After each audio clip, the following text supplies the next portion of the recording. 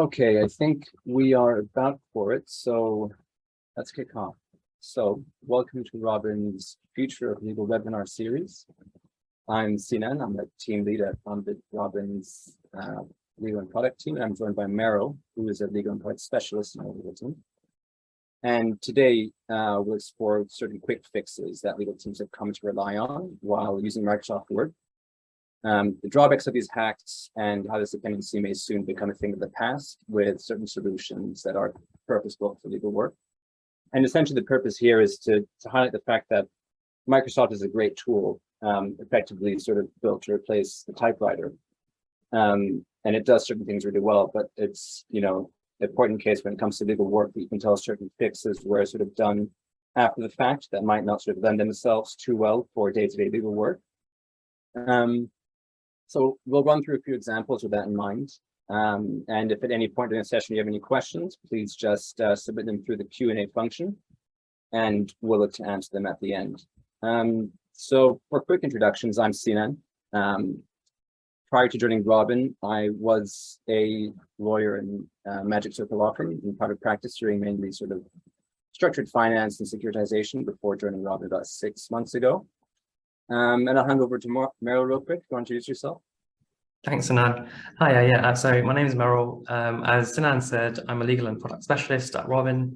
Prior to working at Robin, I was a senior paralegal at Norton Fulbright, where for 3 years I worked on various matters, but mainly concentrating on commercial, banking, and dispute issues.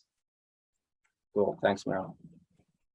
So we've picked 4 examples to run through today, and I'll run through 2, and Merul will run through 2 himself. The 2 that I've sort of looked at are the well-known, sort of the first one is the controlled age function that is essentially your classic control F with a few more add-ons. So you can sort of search for highlights, you can do case-specific searches, do what you will with it. There's lots of functionalities that you wish you could add on to control F. The other one is sort of the cross-referencing automation point, which is a very handy tool, particularly where you're dealing with a longer document and you sort of want to jump between one clause and the other. There's a functionality in Word that allows you to sort of automate that cross-reference. So if you right-click on it, sort of control-click on it, it'll automatically jump to that clause back and forth. So if we can play demo 1, we'll run through the cross-reference example.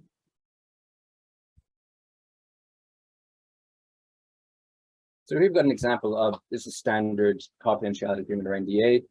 Not too long, just a few pages, but you'll classically find a few sort of cross-references here. So if we give it a sort of on-the-face review, scrolling through, it's not much that really comes to mind on the face of it.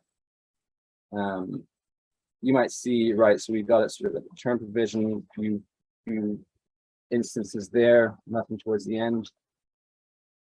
But ordinarily in practice have to do if this isn't already automated. So we first check within the others. Yep, we missed one earlier on, so we know that that's there. Final search, so we come down to 4 in total. So I'd now go in and I would manually automate the cross-reference. So I pick my relevant clause, insert. That's automated. Scroll down to the rest. Essentially do the same thing. It's not too time consuming, sort of if I'm only dealing with 4 or 5 cross references. You can see how very quickly dealing with a longer document, this might become a bit painful, almost something that you might want to outsource. What I do like about it, so what Word gets right is that, first of all, it'll tell you by sort of graying it out if it is working, and you can sort of right click and it automatically sends you to the provision. You can sort of go back and forth, which is a wonderful function. But if I were to, delete this relevant clause 3, I'm faced with an issue of now automating those out-of-date cross-references. So I'd again have to manually go in, and I'll sort of turn tracks and demonstrate this. Manually go in, select the ones that I want to update, right-click, update these fields, and already I've got, first issue is I've got an error, I've got a missing section. There's not really been any prompt that this might happen had I not updated it myself. Equally, I'm not really prompted to know whether there are others that haven't been updated. So if I, for example, forgot the one that was highlighted provision, and again, you can quickly see no one's going to mentally keep track of all of this with a much longer document. But it's fit for purpose, but it doesn't do really everything that I want it to do. So if we go ahead and pause the video there, please. Things that might be helpful is if I could if there was software that could tell me, you probably have a cross-reference here, you might want to automate it. Might be in a different color, might be auto-updated for me. And equally, if a provision is dropped such that the cross-reference is broken, I should be given a prompt for that as well. So if I go out to print my document, turn to PDF, auto-update, forget to do a Control F for all the error messages, I'm not faced with an embarrassing situation where I've handed something to a client that I have to sign with a nice error message right in the front. So it's a good tool, but doesn't really fix all the problems that you face sort of in a day-to-day legal work environment. So I'm certain that, someone made it should be software that can sort of tackle those issues. So that's sort of the quick run through the cross-reference example. We can jump to the Control H, which, as I mentioned, it's Control F really with a few more bolt-ons. So I want to search for highlights, case-specific cases, sort of wholesale replacements of certain words, provisions, rather than sort of one at a time. I can do that wholesale. That's when that really comes in handy, particularly when you're dealing with documents that are sort of in the hundreds of pages. If you have a new defined term, it's easier to amend it wholesale across all instances rather than doing them individually. But it doesn't work in all cases. So we can play demo 2. We can give a good example of that. So I'm using a good old friend from private practice days called a prospectus. This is, anyone who will have looked at one knows that these are hundreds of pages in length. And here's specific to securitizations, what we call here the capital stack. You'll see class A notes, this is through A through F. And if I've been asked to split the capital stack to class A1 and class A2, presumably is a simple fix, but I should be able to sort of do a wholesale amend. So I'll check first of all, how many instances do I have? We've got 131. Okay, that's not something I want to do sort of one by one. So I'll use the Control H function that allows me to sort of wholesale replace every instance of class A notes with class A1 and class A2. Great, so we're going to replace all. It's called 131. Hit OK. But immediately I can already tell I've sort of missed the first instance. We're not off to a good start. If I scroll through, I can see, okay, we've got sort of it's done what it's supposed to, but I'm missing the word B in front of class A2. Grammatically doesn't really work. Let's do that individually. Probably fix that by the way that I input the information, but that's already prompted by a mistake. That one seems to work fine. Look at the next few others. Look at another example where the grammar really doesn't lend itself well because I sort of want to include or in the second instance. So if we can pause the video there, please. So we were hoping to be sort of saving us time for the manual process. Already I can tell that I do at the end of the day still have to go through each instance, check that it works with the grammar.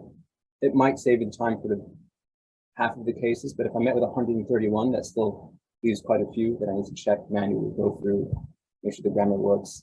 So again, you can tell that this was created to fix a problem that maybe other industries face, but it's obviously a post-fact fix that doesn't really alleviate the problem that it wants. So you'd sort of need some sort of smart tech tool to help you do the easy grammar fixes so that you can, wipe that change through the document a lot easier. So fit for purpose, but not every time. It sort of only takes us halfway. So I personally would love to see some tech that will save a poor junior lawyer in securitization the time that it takes to sort of do those definitional changes. So that's 2 demonstrations. I just want to walk and sort of show that there is still room for improvement. But I'll hand over to my colleague Merul, who will run us through a few others. Go ahead, Merul. Cheers, thanks, Sinan. So the 2 hacks that I've decided to go for and to demonstrate, the first one is Format Painter. And I think Sinan can agree, and anyone in the legal profession can agree, that when you come to formatting documents, Word probably isn't the kindest when you're trying to incorporate the words from a different document, which has different formatting. A lot of things go awry, images get shifted to different pages, and it's just a massive hassle to manually have to sort out. So I'll share my screen. I'll show like a live demo of just one instance where Format Painter has come to the rescue, but then also talk a bit more about how Format Painter really shouldn't be needed from the beginning. So Sinan, please let me know when you can see my screen.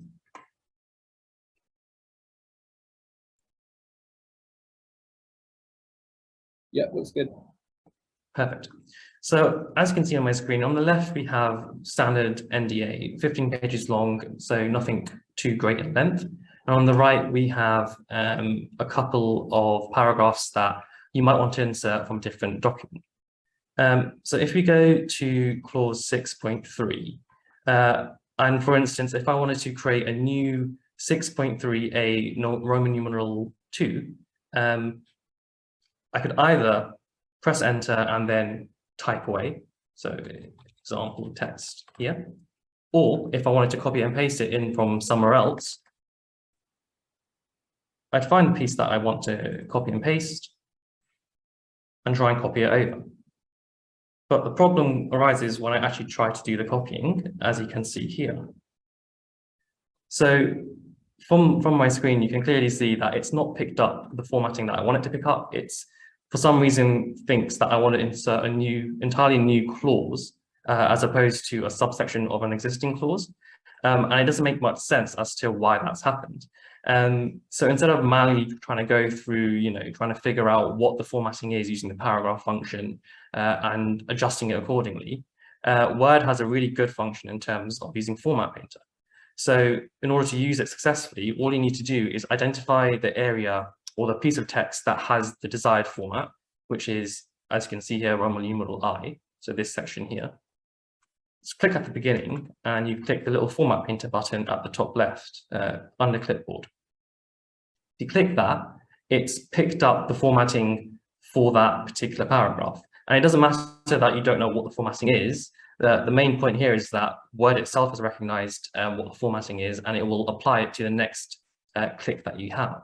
So then you locate the paragraph that you want to fix and you highlight it. And then just like that, it will mimic almost perfectly the formatting from the previous paragraph. But as you can see, it's not quite done it perfectly. It's still, for some reason, kept it in bold and italics. So that will require a bit of manual adjustment. And then there you have it. You still have the desired format. So it's a great tool in terms of trying to have a very quick fix and making sure everything aligns perfectly when it comes to formatting. But as you can imagine, if you've got a prospectus like Sinan showed earlier, or an extremely long contract, and you're making multiple amendments to it from different contracts and pulling in different pieces of information, you don't want to have to really go through this Format Painter option every single time. You want to be able to have a piece of software or technology that's intuitive and it recognizes that you want to mimic or at least keep the current formatting of where in the document you want, you're copying the information into. So that is just a first example I wanted to show in terms of Format Painter. The second one that I wanted to talk about was version control and how it affects comparing documents. So in terms of like a use case that I think would be that really demonstrates the use of version control well, would be when you have like a company or an organization and they have a document that they want to 1 second, let me just get the document up actually. But if you have a document and you want, you're going through your organization and you want to update maybe a standard form NDA or whatever it is. So this is great for an internal purpose when you can control the versions and see how many iterations a document's gone through. And all you really need for this is some sort of central repository like SharePoint. And then you upload the document. And then it's great for when you want to collaborate and you want to really see how a document has evolved from its first iteration to the current version. So a really good feature is, if you want to see what changes have occurred, is that on the SharePoint, on the document, you can actually see the version history. Now, what's really good about this is you're able to compare any of the previous versions with the first version. All you have to do is open one of the versions up.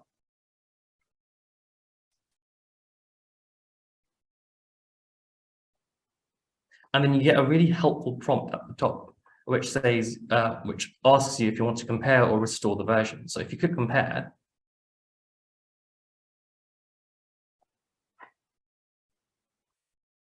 it'll show you the differences between the version that you opened and the latest version. If we scroll through, we can see all the amendments or the deletions that have occurred. Now, this is a great feature because it's just 2 clicks away and you're already really able to see all the differences that have been made. The problem that I find here, though, is that you can't, that function itself only allows you to compare it to the latest version. So if you wanted to compare, say, a document had 10 versions and you wanted to compare version 2 with version 3, you'd have to go into the document, go into the compare function, and then try and see and find the particular documents to compare. And then that in itself brings another problem, which I wanted to highlight when it comes to just comparing documents in general, and when it comes to comparing documents which have come from an external source. So, for example, many times you'll have an organization where they're negotiating a document and they'll have comments come in from the counterparty. And you can't quite go through this and just click these 2 documents and run a compare or anything like that. What you have to do instead is a very manual process where you open, where you download both the documents.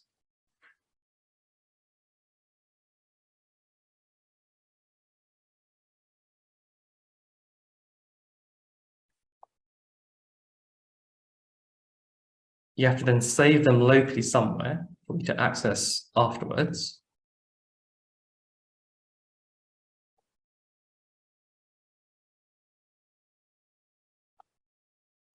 Then you need to open one of the documents up.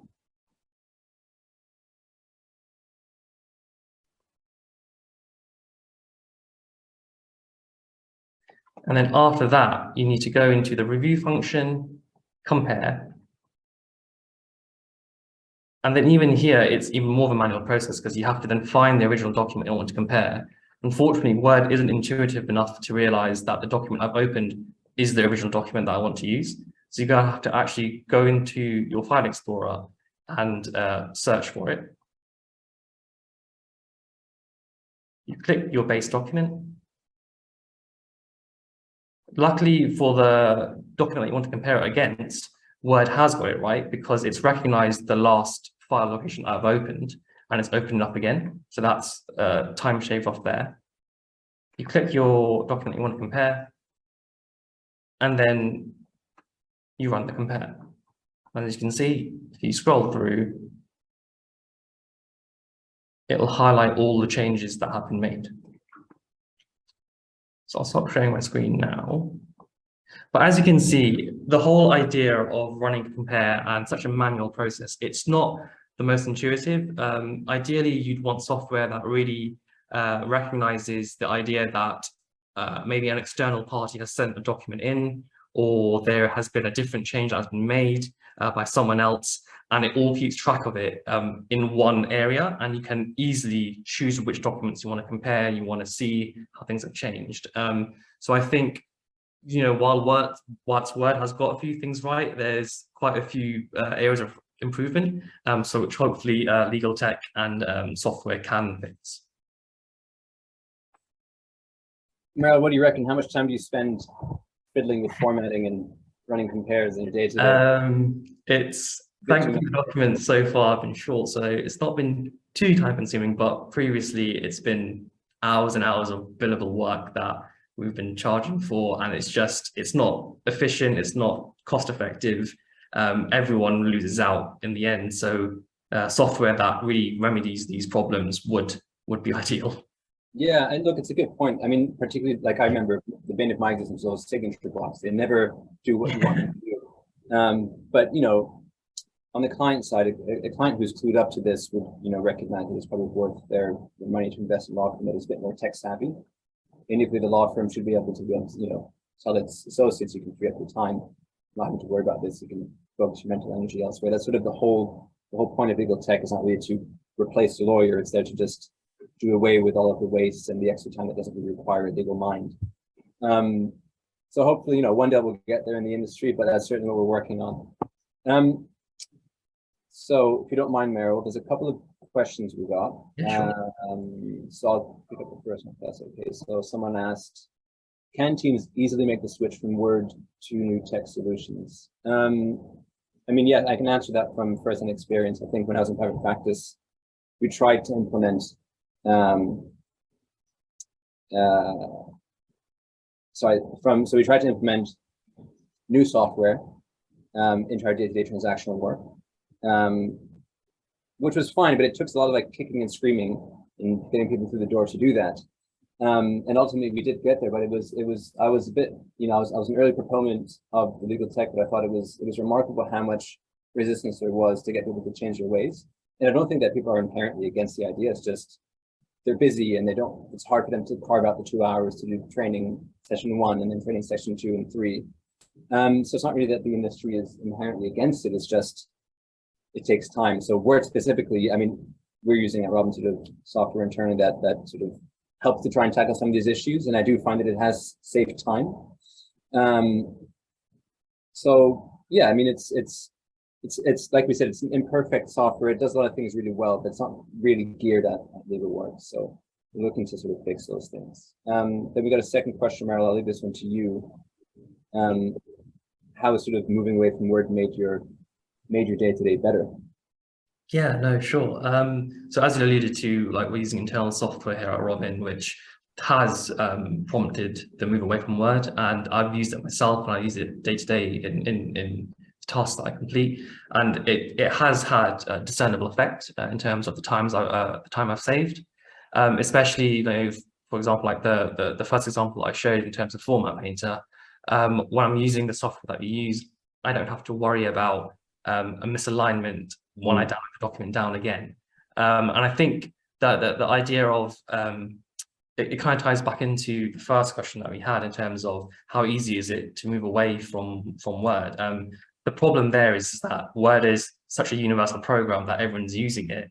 It's quite hard to embrace the unknown in terms of a different software. But I think once we start seeing the tangible benefits of saving time, saving costs, everyone will soon realize that there are better methods out there. There are better pieces of software out there which can really help save you time, and you don't have to faff about with trying to align a paragraph or indent it, or trying to figure out if a comma's been inserted because the compare didn't run properly.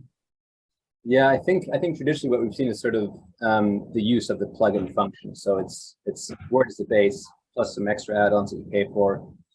But everyone, you're right, has sort of traditionally stuck to the Word methodology. Watch the space, I suppose. Definitely. So I don't think that there were any other questions from the audience. So I guess that brings us to the end of our session. So thanks a lot for attending the last of our Future of Legal series. Recording of this session will be available. So please feel free to reach out with any questions thereafter. Otherwise, hope everyone has a great weekend. Thanks for joining. Thanks, guys. Bye, everyone.